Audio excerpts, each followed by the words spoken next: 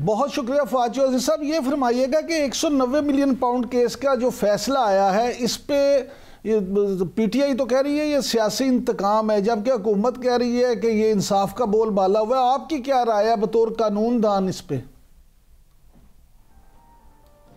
देखिए, ये तो मजाक है ना, इसके ऊपर कानून की तो जाहिर है, कानून का तो इस फैसले से दूर दूर का ताल्लुक नहीं है ना।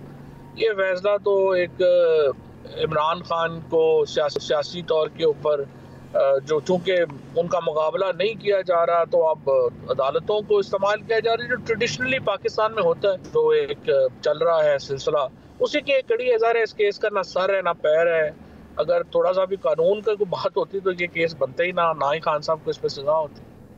अच्छा चौधरी साहब, ये खबरें भी आ रही हैं कि पीटीआई वो जो जज साहब हैं जिन्होंने ये फैसला सुनाया है, उनकी तैनाती के हवाले से भी शायद कोई केस करने जा रही है। तो आपके इल्म में है कोई ऐसी बात? देखिए, मुझे बातें तो उस वक्त करते हैं ना जब जज केस के दरमियान में हो। जब उन्होंने फैसला सुना दिया है तो अब ये बातें उनकी मतलब क्या होगी वक्त। अच्छा चौधरी साहब, ये फरमाइएगा कि जो मुज़ाकरात उन्हें हुकूमती और पीटीआई टीमों के दरमियान, आप उनका मुस्तकबिल क्या देखते हैं? देखिए इमरान साहब, मुज़ाकरात जो हैं वो इस वक्त जो हो रहे हैं उसकी एक ही वजह है कि हुकूमत कंफ्यूज है कि वाइट हाउस की जो तब्दीली है उसके पाकिस्तान पे क्या असरात होंगे। अगर हुकूमत को ये यकीन हो कि वाइट हाउस की चेंज जो है उसके ऊपर कोई असरात नहीं होंगे तो वो कल ही मुज़ाकरात ख़त्म कर देगी। सो मुज़ाकरात होने हैं, या तो फ़ौरन अगर दबाव होगा या फिर स्ट्रीट पावर का दबाव होगा। अगर आप ये कहें कि वॉलंटरी कोई हुकूमत मुज़ाकरात कर लेगी और चीज़ें ठीक कर देगी, ये नहीं होगी। लेकिन चौधरी साहब, अभी तो पीटीआई की जो क़यादत है मौजूदा बाहिर, वो तो स्ट्रीट दबाव जो है वो तो बनाने में नाकाम नज़र आती है। ये बहुत बड़ी नाकामी है कि देखिए ना, इतना बड़ा इलेक्शन रिग हो गया और पीटीआई की तरफ से मूवमेंट नहीं बनी। उसके बाद इमरान खान जो है वो गिरफ्तार हुए और उससे लेके अब तक जो है वो उस तरह की स्ट्रीट मूवमेंट नहीं बनी। और उसकी सबसे बड़ी वजह ये है कि जो खान साहब जिन लोगों के ऊपर इन्हिसार कर रहे हैं कि वो पार्टी को चला लेंगे, खड़ा कर लेंगे, उनकी कोई हैसियत ही नहीं है।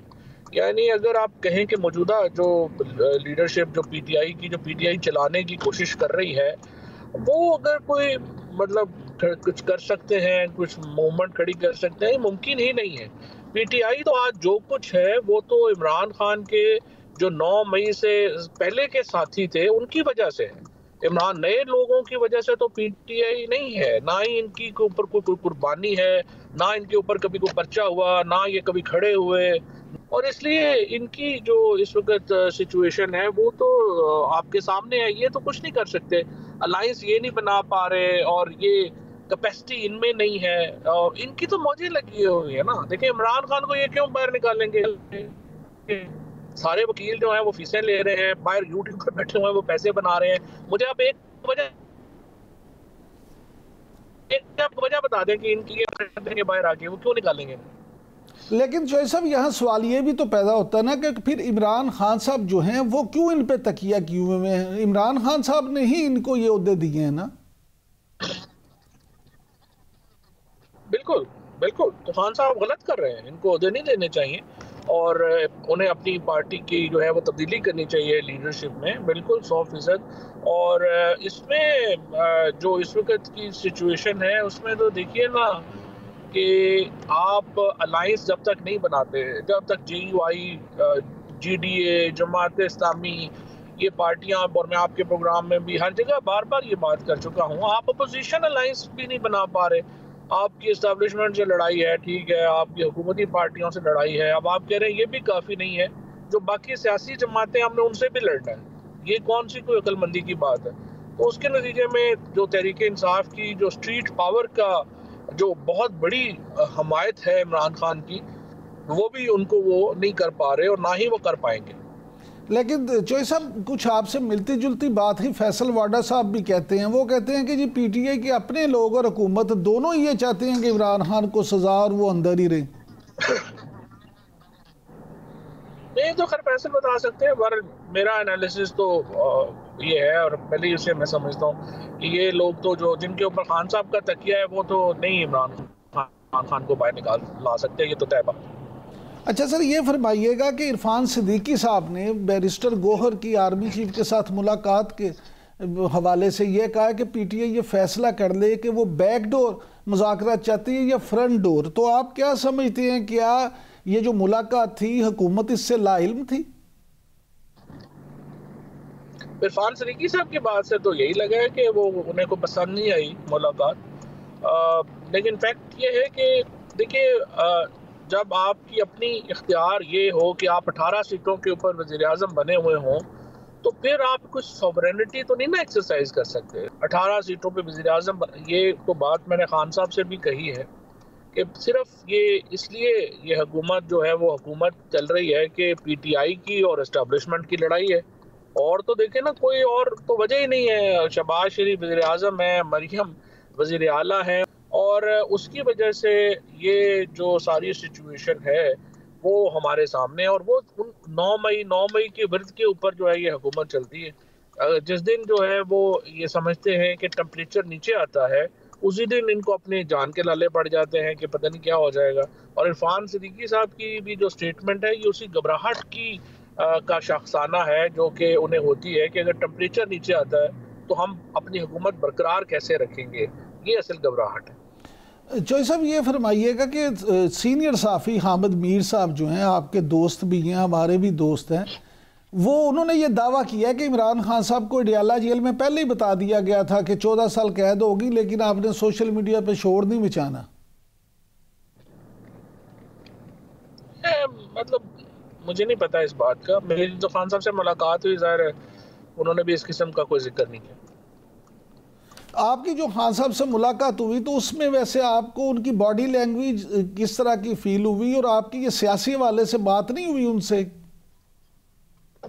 ये बॉडी लैंग्वेज तो खैर उनकी वो बड़े तगड़े हैं, उनके ये तो इश्यूज हैं ही नहीं, ना ही वो कमजोरी तो खान साहब नहीं दिखाते कभी भी, ना ही वो है, ना ही जिस्मानी तौर पे और ना ही ज़हनी तौर के ऊपर वो सुपर फिट है, उसमें तो कोई दो राय नहीं है। लेकिन जहाँ तक इस बात का ताल्लुक है सियासी तौर के ऊपर, तो मैंने उनसे यही अर्ज किया कि देखिए ये हुकूमत सिर्फ इसलिए ही बरसर इक़्तिदार है कि हमारी और इस्टेब्लिशमेंट की लड़ाई है, और तो कोई वजह ही नहीं है। और ज़ाहिर है कि मेरा पॉइंट ऑफ व्यू ये भी है कि आपकी जो लीडरशिप है वो इस काबिल नहीं है कि वो कोई अलाइंस बना सके, चीज़ें कर सके। तो फिर उन्होंने आपसे इत्तेफाक नहीं किया या माने नहीं आपकी बात? नहीं, इत्तेफाक तो करते हैं, लेकिन बहरहाल बाकी अगला काम तो उन्होंने करना है जो करें। अच्छा चौधरी साहब, आप क्या समझते हैं, बैरिस्टर गौहर की जो मुलाकात हुई है तो ये मामला आगे बढ़ेगा, या आप पीटीआई की मौजूदा जो क़यादत है उसको इस काबिल भी नहीं समझते कि ये इस बात को आगे बढ़ा सकें? अगर इंटरनेशनल प्रेशर बनता है, मेरे ख्याल में हुकूमत अभी कंफ्यूज है, उनको पता नहीं है कि प्रेसिडेंट ट्रंप जो हैं वो क्या करेंगे या क्या चाहते हैं।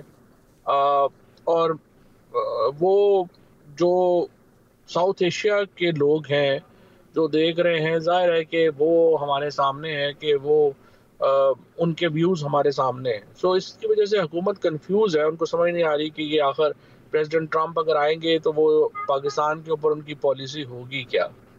बट लेट्स सी कि ये कैसे आगे बढ़ता है। और अगर इंटरनेशनल प्रेशर नहीं होता और स्ट्रीट का प्रेशर नहीं होता तो मुझे नहीं लगता कि ये हुकूमत इंटरेस्टेड होगी।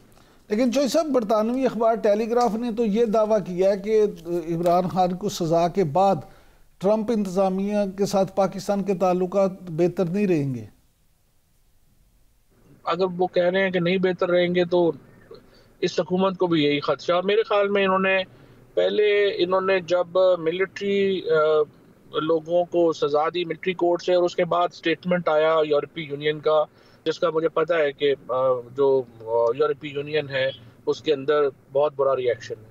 और इसी तरीके से इस वक्त जब प्रेसिडेंट ट्रंप के बड़े करीबी लोग जो हैं वो बड़ी वाज़े इमरान खान के ऊपर अपनी एक ओपिनियन दे चुके थे, उनके बारे में फिर इस तरह से जो हुआ है, मेरा भी यही ख्याल है कि it will not be taken lightly. Chaudhary साहब, ये फरमाइएगा कि खुर्शीद शाह साहब जो पीपल्स पार्टी के बड़े सीनियर रहनुमा हैं, उन्होंने ये कहा कि उन्हें इल्म नहीं है कि हुकूमत अपनी मुद्दत पूरी करेगी या नहीं, बस दुआ करें। तो मामला अगर दुआ तक ही आ गया तो चौधरी साहब फिर की आगे बढ़ेगा? देखिए, पाकिस्तान में मसले का हल तो नए इलेक्शन ही है, इसमें तो कोई शुबा नहीं है। नए इलेक्शन होने चाहिए और अवाम की जो राय है, अवाम की जो वोट है, उसके मुताबिक अगली हुकूमत बननी चाहिए। इसके ऊपर तो कोई दो राय जो है वो नहीं है ना। और अगर ये हुकूमत मुद्दत पूरी करती है और जिस तरह से अब चल रही है वैसे मुद्दत पूरी करती है, तो इनकी मुद्दत तक तो पाकिस्तान वैसे ही बैठ जाएगा। तो कतई तौर के ऊपर हमें अपने पाँव से आगे देखने की ज़रूरत है और पाकिस्तान के बारे में सोचने की ज़रूरत है, और उसको हमें आगे बढ़ाने के लिए ज़रूरत है कि हम नए इलेक्शंस की तरफ जाएं। जो इस सब पाकिस्तान तहरीक इंसाफ और हुकूमत के दरमियान जो मुज़ाकरात हैं, उनमें मौलाना का किरदार कहीं नज़र नहीं आ रहा। आप क्या समझते हैं कि मौलाना इसमें कोई अहम किरदार अदा नहीं कर सकते थे कि कोई डेड लॉक पैदा ना हो या दोनों फरीकों के साथ अच्छी तरह ले चलें? मेरी नज़र में तो मुज़ाकरात होने ही मौलाना और महमूद अचकज़ई साहब के ज़रिए होने चाहिए थे। हुकूमत में और पीटीआई के अंदर तो फासला इतना ज़्यादा है कि इतनी ज़्यादा आपस में तल्खियाँ हैं, और लोग भी ऐसे नहीं हैं कि जिन मतलब असद कैसर साहब के अलावा तो कोई और आदमी है ही नहीं कि जिससे आप समझें कि कोई किसी का कोई रख रखाव का कोई ताल्लुक हो, कोई किसी के साथ चीज़ें जो हैं वो हो सकें। उसकी वजह से बड़ी तलखियाँ हैं। सो मेरी नज़र में अगर मुज़ाकरात हो रहे थे तो होने ही ये चाहिए थे कि इनडायरेक्ट होते, और आप असद कैसर साहब हैं या ये जो मौलाना साहब हैं या अपना महमूद अचकज़ई साहब हैं, ये लीड करते तो इससे एक बेहतर फ़ज़ा पैदा हो।